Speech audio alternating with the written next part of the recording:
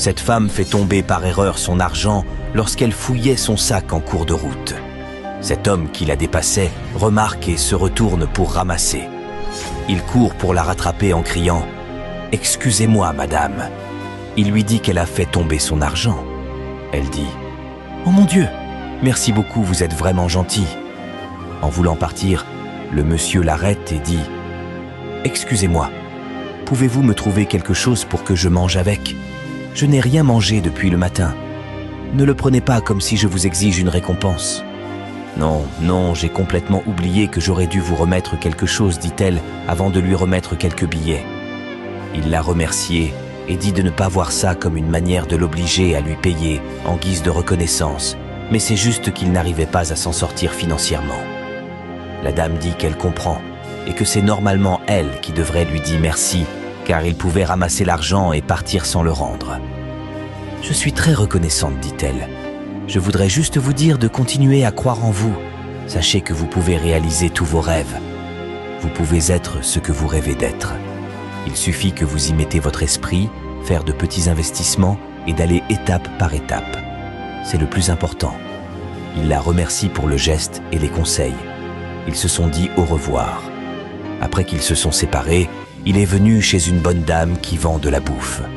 Il s'arrête et réfléchit encore aux conseils que lui a donné la femme. Il dit « C'est très pertinent. Je dois investir petit à petit pour que ça devienne gros. » Il se retourne rapidement.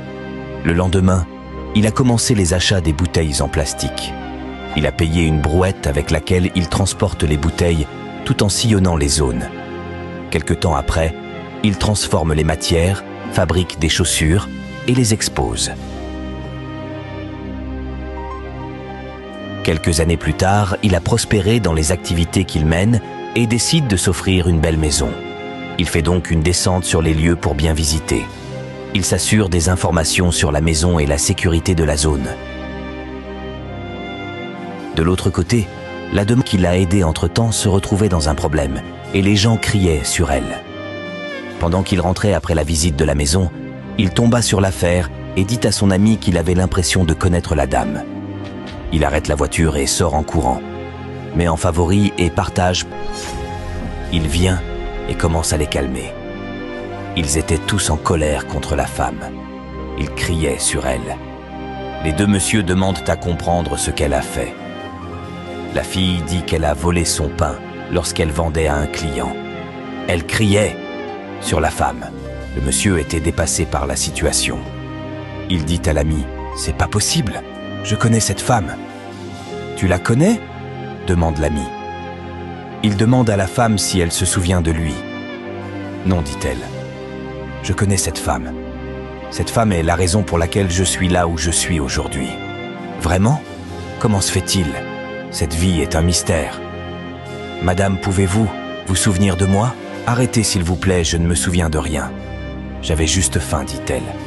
Il demande aux gens d'arrêter de l'emmerder et court vers son véhicule pour aller prendre d'argent et payer la vendeuse du pain. Il dit à la dame de ne plus pleurer. « Vous dites que vous ne pouvez plus vous souvenir de moi. Vous vous souvenez du jeune homme qui vous a aidé à ramasser votre argent il y a quelques années et vous a demandé quelque chose à manger avec et vous lui aviez donné quelques billets. Vous vous souvenez maintenant ? Vous m'aviez donné des conseils et m'a motivé à ne pas perdre espoir et que je peux commencer à investir petit à petit. Souvenez-vous ? » Elle dit « C'était vous ? Oui, vous avez changé ma vie. Vous n'avez pas idée de ce que vous aviez fait pour moi. Que s'est-il passé ? Pourquoi êtes-vous retrouvé dans cet état ? » Elle pleure. Qu'est-ce qui s'est passé ? Elle raconte qu'elle a perdu son mari, son boulot, et les membres de la famille de son mari l'ont mise à la porte et elle a tout perdu. Elle n'arrivait plus à joindre les deux bouts. Il dit « Vous n'avez plus besoin de pleurer. Je vous dois tout car sans vous, je ne serais pas là où je suis aujourd'hui.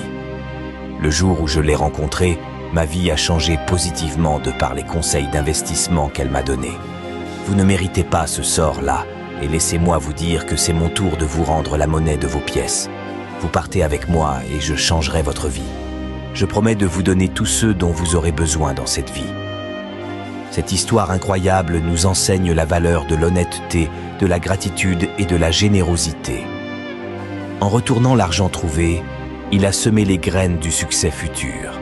Son attitude reconnaissante envers la femme qui lui a offert une opportunité a montré l'importance de se souvenir des actes de bonté dont on a bénéficié.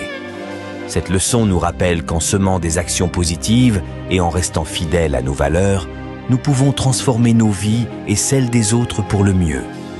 Si vous avez aimé, mettez en favori et partagez.